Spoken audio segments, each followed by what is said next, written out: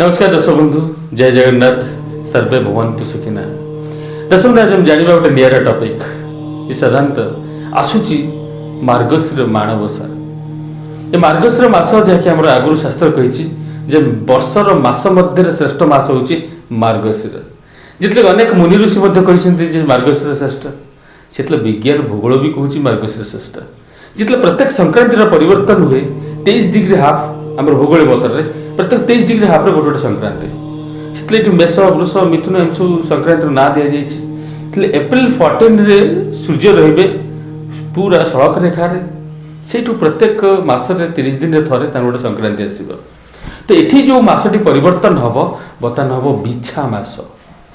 ये बिछा मास जो हम ये अत्यंत बलवान हम जे साधारणतः आपण मान रही दायित्व जो माणबसा गुरुवार आम माँ लक्ष्मी पूजा अर्चना करें। कि आज गोटे छोटिया टिप्स दूसरी आपको जदि आम सब अभाव अनाटन लगी रही आम जिते चेष्टा कले पैसा सेविंग के होनी लक्ष लटा रोजगार कलापर भी आमको अंटुनी आ कि दारिद्र्यता आमको गोड़े रखी शास्त्र नियम युवावस्था जब दारिद्र्य ताठू भली आ दुर्भागा कहीं ना से स्थिति जब लगी रही करंतु प्रतिकार जे माणबसा गुरुवार हूँ आमर अत्यंत बलवान बोली आम शास्त्र नियम ये प्रत्येक गुरुवार न हूँ माँ लक्ष्मी पूजा।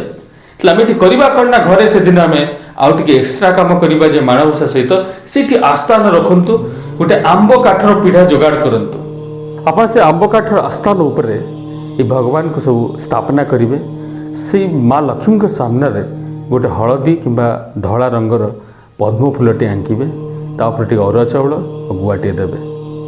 तापर आपंकर दायित्व रही जे जोगाड़ करथिबे श्रीजंत्र लक्ष्मी कुबेर जंत्र से जंत्र को मध्य स्थापना करेंगे। आ गोटे कलशटे मध्य स्थापना करेंगे जहाँकि स्वतंत्र कलश जहाँ गोटे माटीर कलशटे जोगाड़ करेंगे।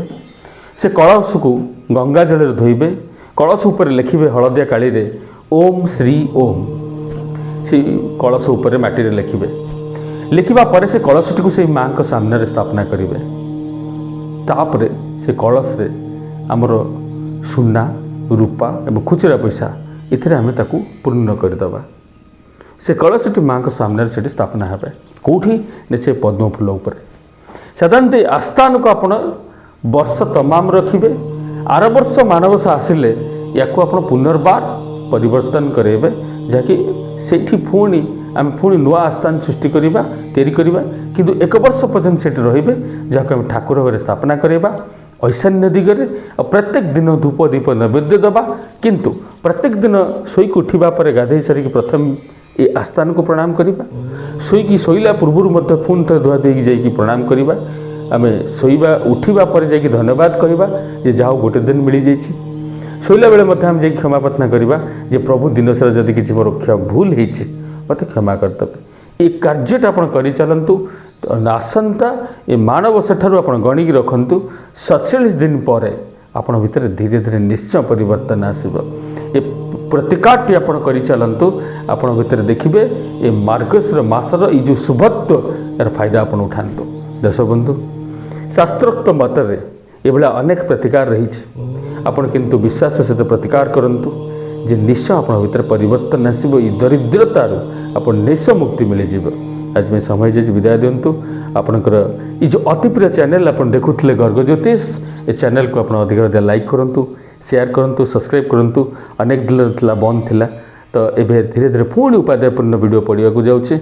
आपण मैंने प्रोग्राम टी चैनल टू देखु था, सब्सक्राइब करूँ। सर्वे भवन्तु सुखिनः।